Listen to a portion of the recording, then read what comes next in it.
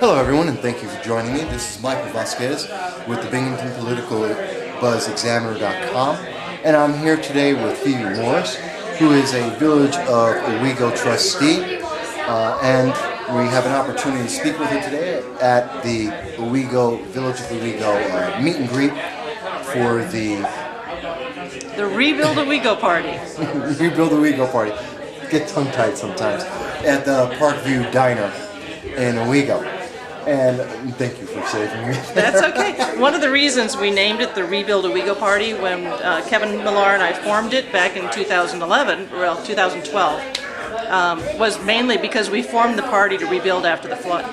So that's where the name started, and people this time around have asked me, why do you still have Rebuild in your name? And I said, because we're not done. So process ongoing. It's still an ongoing process. There's not only the rebuilding from the flood that needs to be done, there's rebuilding of our infrastructure that needs to be done. There's rebuilding of our economy. There's the rebuilding of our neighborhoods. And there's a lot of other things other than just rebuilding from the flood that needs to be done here. And that's why we want to keep the name, Rebuild Owego. I was just speaking to Mayor Millar, and he did mention some of the efforts that he's working on in terms of changing some of the street lights and solar, introducing solar generation for the energy to help reduce the costs. Yeah. So these are some of the initiatives you're talking about. Yeah, these are the kind of initiatives that they're maybe not sexy, but that's the stuff that makes the budget. And when we're under a 2% tax cap, and especially like this year where the tax cap is 0.12%, it's less than 1% increase we're allowed, you got to start looking in these odd little places. Just changing our lights to LED will save us $9,000 a year. Changing and switching from paying NYSEG to paying a solar company will save us $25,000 a year. And I know that doesn't seem like a lot, but our budget's only $3 million. And so every little penny that we can save makes a difference. Well, it all adds up, and it adds up quick, especially for a government. Yeah. It's always the fastest way. So I know those are a couple of things, and I know Mayor Millar mentioned a few of those ideas. Most speaking, Patrick Cartwright. Yeah. Sorry, I'm tongue-tied tonight. It's driving me nuts. Thank you for your patience with me. That's okay. But looking at some of his vision for the future of not just looking at the election, looking at the future of Owego, how do you look? You're currently not up for re-election, but how are you looking at going forward from March 15th, going forward, some of the objectives that you're looking to work on to help continue that Rebuild Owego?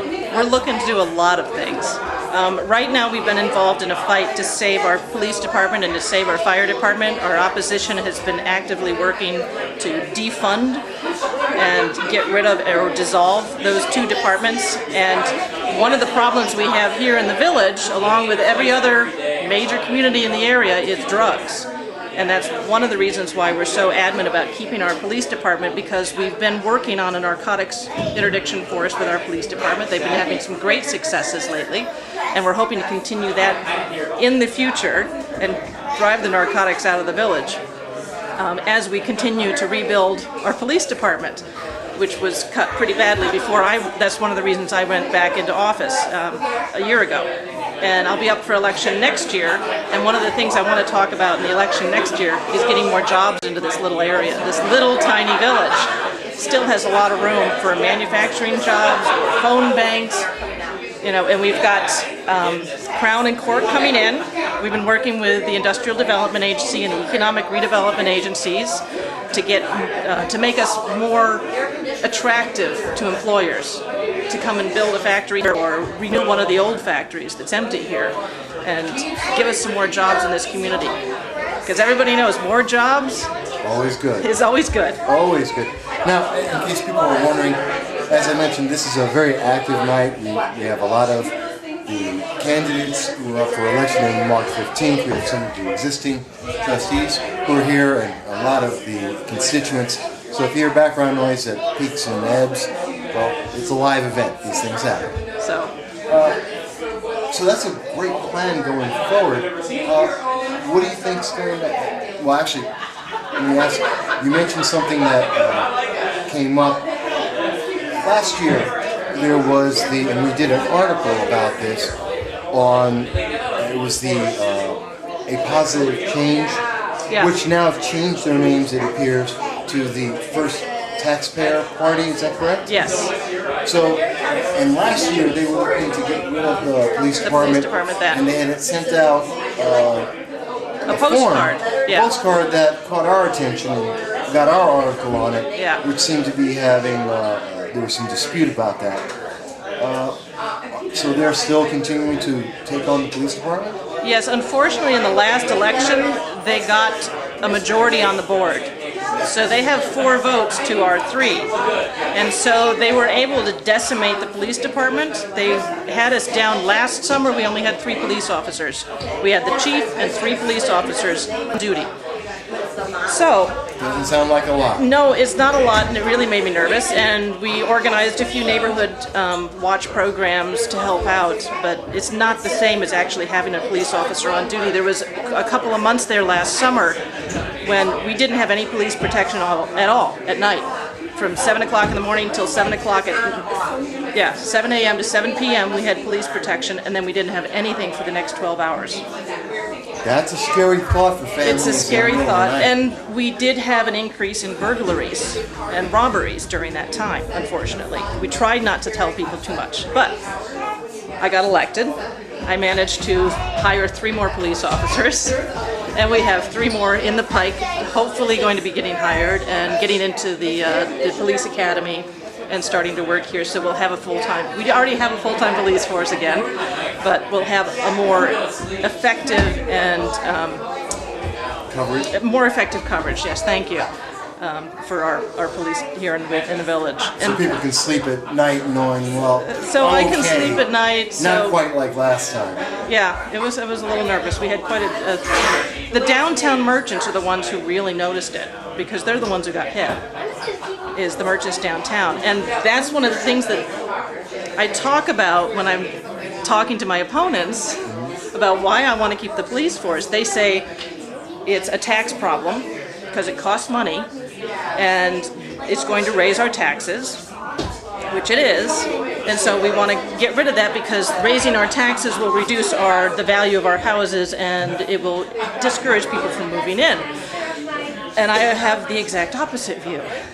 Having a police force, having a safe community, having a community where you can walk downtown at night and not be afraid, where the store owners can have a store and not be afraid of being broken into. That's the kind of place that people want to buy houses. That's the kind of place that businesses want to put their business. And that's why you pay for a police department. So we agree on the facts, it's just our viewpoints are at cross purposes. I think most people like to sleep at night knowing there's a police department out there. This is why we support our police department. Not everyone agrees with that, of course, but I think most would. Let me ask you this. Besides that, is there any other major objective that you're looking at that some of my readers, some of my listeners will be able to see or look forward to? I'm hoping we can get beyond this fight over keeping a police department, because there's a lot of other major objectives we'd like to get to. There's not only the rebuilding from the flood, but we're hoping to increase our job base and make us a little more attractive to other businesses. I mean, we don't have a college, so we don't get the tax-free zone, but we can make ourselves as attractive as possible. I've often said to Kevin, what does Oregon have that Owego doesn't? We've got just as many coffee shops, and we're the coolest small town in America. So, but there's also work on our parks that needs to be done. There's a lot of work. We're going right now for a historic grant to rebuild our fire station on North Avenue that is in need of repairs, that's been in need of repairs since the flood. And we're going to get that. And there's a whole list of stuff that can get done once we get over this stupid fighting. It's hurting us, this constant fighting. The problem with this is it's been a fight for like 30 years. Wow. That's the... I didn't know that it had been involved. People hear about this every few years. If you live in the village, it's something you're going to hear about like every other election. There's a small group of people who consistently want to get rid of our police department. And I don't know, I really don't understand the point of view. And it consistently comes up in election after election. And luckily, they consistently voted down. I know the last time we did a survey on them, an actual real survey, not just a postcard, but a real professional survey on the police department, I think was in 1992. And at that time, they asked the voters, would you be willing to pay 10% more on your taxes to have a fully funded police department? And 10% more is a lot. We're looking at a tax cap of 2%. And they're asking if you'd be willing to pay 10% more. It came back 90% in favor. So that's the statement. That's the statement. People want a police department and a safe place to live. And the Village of Owego is a great place for that. Well, it's a beautiful place, and Parkview Diner is a wonderful location as well. Yeah. And I know it's a busy night, so I don't want to take too much longer from your constituents. And I thank you for the time that you have provided. Well, thank you. Is there anything else that, for any viewers and listeners in Owego or anywhere else, that you'd like to send out to them? Just that Owego is a great place to come and visit. We have so many. We're building a new senior center and a senior apartment complex right across the river in Halstead Development. That's another thing that Kevin and I worked on with the Industrial Development Agency, and that's coming in, and that will be built by next year. So we're going to have a whole bunch of senior apartments available here in the village, and you can walk downtown and have lunch at a different restaurant every single day of the week. There's something to look forward to. Something to look forward to. Well, I want to thank you for the time, and I'll end with spasibo большое. Thank you. Hello, everyone, and thank you for joining me. This is Michael Vasquez with the Binghamton Political BuzzExaminer.com, and I'm speaking today at the Parkview Diner in Owego, New York, and it's candidate night, as I've been mentioning before, and it's a little bit busy, so you hear some background noise. But we do have the opportunity to speak with Theresa Gossart, is one of the candidates for the Village of Owego trustee, which will be, the election is going to be on March 15th. And so we just wanted to take a moment to speak with her a little bit. How you doing, Theresa? I'm doing well. And can you tell me, I know that you've been very active. We had spoken to you once before, a few years back, on Common Core, Correct. and your efforts to try and remove that, take that, lessen the burden on students there. And now we see that you're looking to become a trustee. What happened? How'd that change come about? Well, I am in the community a lot. This is my community, Village of Owego, and we have a wonderful police force that started going under fire. And me and a couple of other residents said we had to do something. They were being understaffed on purpose and looking to dissolve the Owego Police Department. And that's something that would not be good for our village. So we created a grassroots group called I Want My OPD. And with that, we went to village board meetings, all the political things that come with the village. We ended up having to go to and following, and so that's what pulled me into the political atmosphere for Owego. So just coming from the Common Core, and then that naturally led into... Well, anything that has to do with my community, the kids, anything in this community, and school, police department, that all works together for your community. Well, as a first-time candidate, how do you feel about it? Good. This is a very loving village, so any new candidates are always welcomed pretty well. That's good. And so, have you been finding how's the response been from the other residents as you speak to them? It's been well. They like the message that I speak to them about. They like keeping our services. They like supporting the village, and they feel much the same way. We have a really great village here with amazing people, and some things you need to keep the same, and then some things you need to move forward. And it seems like everybody falls in line with that line of thinking. Well, I see that we got a little one down there. Let's see. Hey, say hi. Say hi. Oh, he's a little bashful. Okay. In case anyone was wondering why, a little distracted, no one's there. So, looking at one of the recurring themes we've heard tonight from Kevin Millar, the mayor, and we were just speaking with Phoebe Morris, and others have been saying that the police force is a serious concern in Owego. Is that something that you've been working on and something you support? Yes. Police department, all the emergency services are very hot topics in Owego. There seems to be very few people, but some people that think the Village of Owego would be better off without those services or consolidating services. And from what I see, the majority of the village does not believe so. So we kind of keep going in this circle of these few people trying to shut it down, trying to dissolve these services, and the majority saying no, no, no, no, no. And we're always in this circle and not really getting anything else done.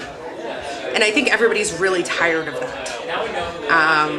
Just tired of going around. It's been happening for the past 30 years.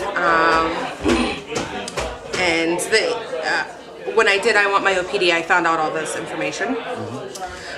Sitting down at the clerk's office reading all the records that they had kept, which they keep fantastic records at the clerk's office, thankfully, and they just have boxes filled of all the times that this has happened with policing services, with you know, the fire department, with the other departments, and every single time that it comes about, it gets voted down. The majority of Owego doesn't want it, and we're wasting time, and we're wasting resources, and that needs to stop. We need to be able to move forward from this, and that's what I'm really hoping that happens. Well, what do you see when you're speaking to the various residents and introduce yourself?